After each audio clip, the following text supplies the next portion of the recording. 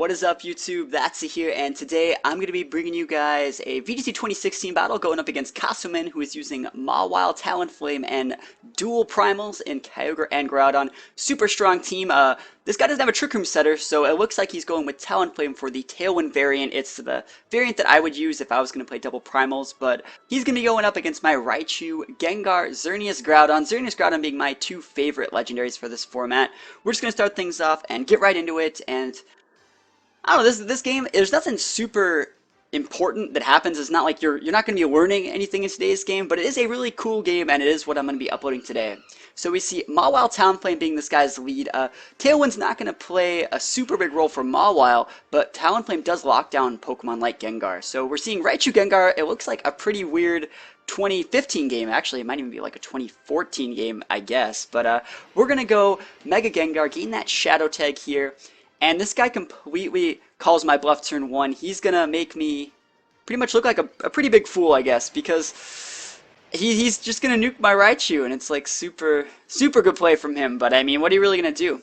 So Gengar is going to protect. I mean, I would have went down to Brave Bird or Sucker Punch, so I have to protect. He calls me for it and goes for the Flare Blitz up onto my Raichu slot. So Flare Blitz is going to activate my Focus Sash.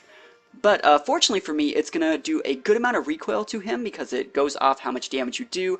He's also going to take some Life Orb damage, and that's just enough damage to put him within KO range for Volt Switch. I mean, I think I must have rolled the complete high end on Volt Switch because that's about the maximum amount of damage that it can actually do. So really good for me that I actually get the Talonflame off the board. That's one of the Pokemon that can check my Gengar gone.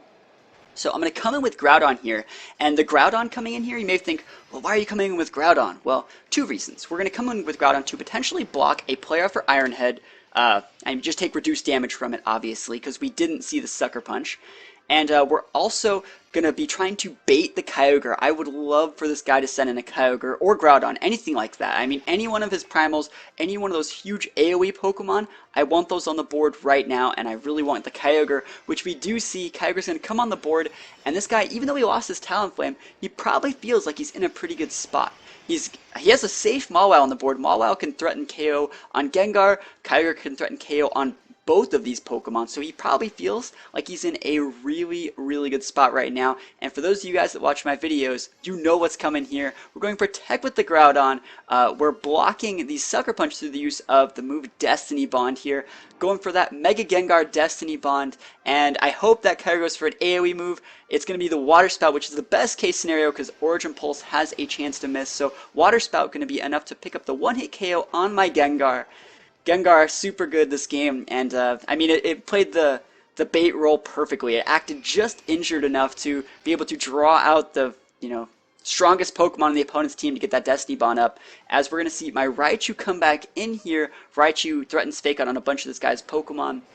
He's going to bring in his last Pokemon, Groudon, here, and I mean, it kind of sucks to see Groudon. I wish you had like a Landorus or something lame, or actually, I don't want to see a Landorus. I'd rather see Groudon than Landorus because I can Precipice Blades a Groudon. But you know what I mean. I'd rather see something else. But of course, this guy is going to be coming in with his other primal, and I mean, I wanted to fake out the Mawile, but we're going to have to fake out the Groudon here, and he's going to go for the Sucker Punch onto my Groudon. I think that is the correct play because he knows that he's going to be losing his Mawile this turn. So I go for the Fire Punch. Note that I'm going for the Fire Punch instead of the Precipice Blades. Precipice Blades actually wouldn't really KO either of those Pokemon without a crit.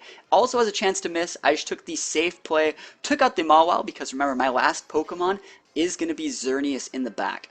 So he goes for a I go for a Precipice Blades. I don't know if I want to Speed Tie, but we take those. Yeah, I totally want to Speed Tie. Look how Glass Cannon that Groudon is. He goes for a Precipice Blades. Note that I protected with my Raichu.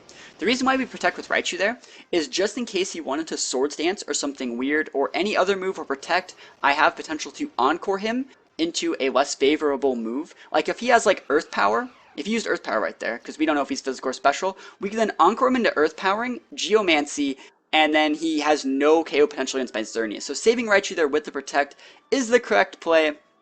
And there's not really that much to talk about from this game, like I said.